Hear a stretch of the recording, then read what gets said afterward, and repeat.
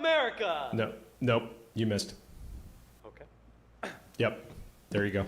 Good evening, America. It is Tony Mattar, and we are so excited for tonight's episode of Late Night. Now, before we move on, I do want to share a large disclaimer. This could be very well our last episode. Why? I am running out of content, but I vow to you that I will be back if they bring me back. Well, folks, we've received so much positive feedback from the show. I'd like to share some remarks that we heard last week. Please stop. Yeah. Why am I still watching this? Yeah. I feel slight nausea. That's normal. When you talk or when people watch this show? Yes. We have so much happening tonight. We have a young promising artist named Judah Beals, who do a fun little ditty for us on the drums. We have a live interview with Heather Olsen, where we will discuss pop culture, because it turns out, I guess we watch a lot of the same shows and movies. But last but not least, tonight's opening monologue. Are you ready for the news, America? Nope. Last week was May 4th. To this day, very special to Star Wars fans. Many of them said, "May the 4th be with you." When someone said this to me, it was just nice to know what day it was. Dentists and doctors announced that they will be removing their magazines from their lobbies and waiting rooms. When people heard about this, they were outraged. How are we going to know who is the sexiest man alive in 1997? Luckily, you still have your subscription to highlights. You can still do the highlights maze. It's called the Brain Teaser, and yeah, it's from Highlights. I'm a scholastic reader. Alaska Airlines announced that they will be removing all of their in-flight magazines from all of their flights. When customers heard about this, they were livid, because now there's nowhere to stick their used gum or look at a used Sudoku. You got nothing to say about that? Is this where I put the dinosaurs? A 5-year-old boy from Utah was recently pulled over on his drive towards California. He had stolen his parents' vehicle, and when the officer asked him, "Son, where are you going?" he said, "Well, officer, I'm going to buy a Lamborghini in California." Who knew that even in the midst of this pandemic, a 5-year-old can have a midlife crisis? I legitimately have so many questions about this story. Oh, it's really Like, I'm not even mad at you. I'm so confused by how I'm a that, big NPR guy. It was on NPR. it's just a 5-year-old in a Lamborghini. You know what would do good at NPR? You, because you're boring. Hey, do you remember what happened last time? Yeah, let's go for it, man. Okay. Duke's up. Well, here we go. Here we go. You think I'm afraid of you?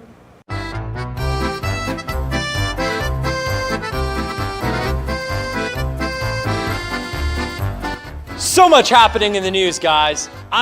Frick. Try again. Last week was May the 4th. What was that?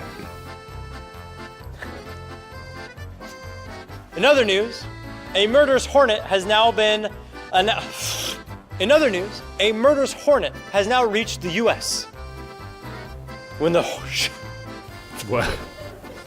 Just okay. In other news, a murderous hornet has now reached the U.S. When the Charlotte We keep having the English as a second language talk. How many times do I need to remind you? Repeat after me. A-E-I-O-U. I don't do nouns. And sometimes Y. Hornets.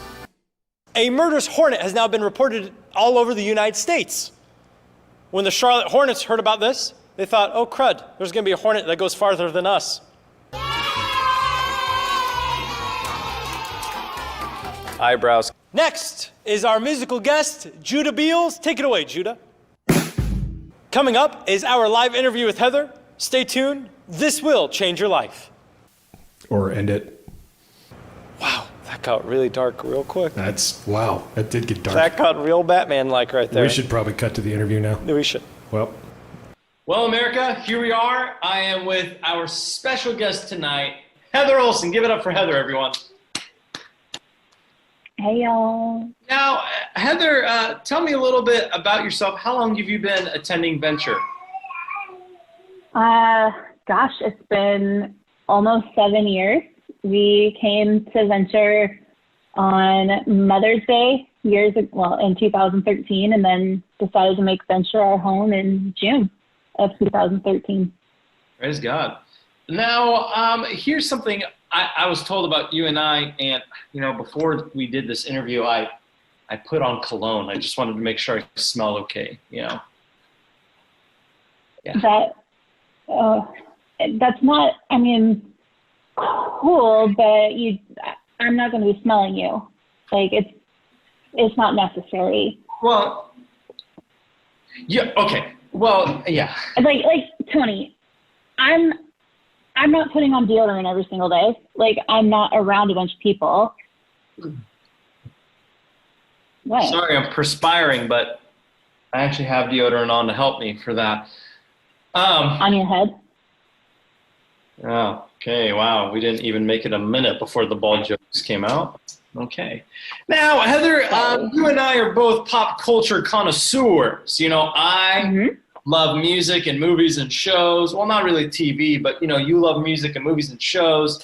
And now that I've kind of hit big time with this show, it's watched on MySpace, QB, Facebook, YouTube's, and now Vimeo. So, yeah. Maybe tell me, what is your favorite movie of all time? Oh, gosh. I think I have 3 favorite movies of all time. Yeah. Ferris Bueller's Day Off, which I love. Hook, I think is, Excuse my it's daughter. Lydia's favorite movie too, right? My daughter is pooping in a corner. Oh, good. This is Good. mortifying. That's great. Super professional, but whatever. Ferris Bueller, a prophetic film about COVID, and we'll get it. He doesn't go to work. Okay. Yes. So Ferris Bueller's Day Off, Hook.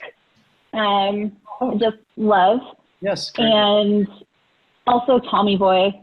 And I feel like that tells you everything you need to know about me. Yeah, Tommy Boy is a cult classic, I feel.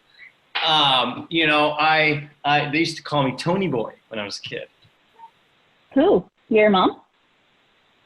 No, I would tell people to call me that, but they just didn't. Yeah.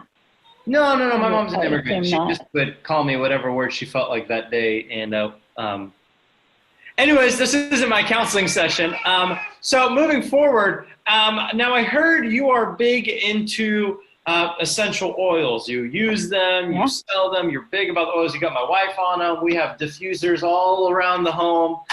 Now, can you explain to me something? There's an oil out there or a blend of oils called Thieves. Yeah, it's super, super awesome for like immunity and just, keeping yourselves well. It would be a great thing for everybody to have in their houses right now, for sure. Okay, so I didn't know that to use Thieves. I thought you had to steal it. Like you had to take it from someone to use it. Like you had to be a thief to use the Thieves. No. Who did you steal it from, Tony? Tony, who did you steal it from? I was worshiping. It was the 10:30 service. I saw it in the purse in front of me of this gal. And she was eyes closed doing her thing. And I took it out of the purse. I put some on, I put it back. Did you? That's not at all. It was the song Waymaker. And I felt that the Lord was making a way for me in that moment to get some thieves. No. That's not ever. Now, I was told that if you have body aches and pains, you could put essential oils on your body. I have a contusion in my left pinky toe. Is there an oil for that? What? A contusion? Like a boil? No, like a protrusion. You ever had a protrusion before? A protuberance? A protuberance?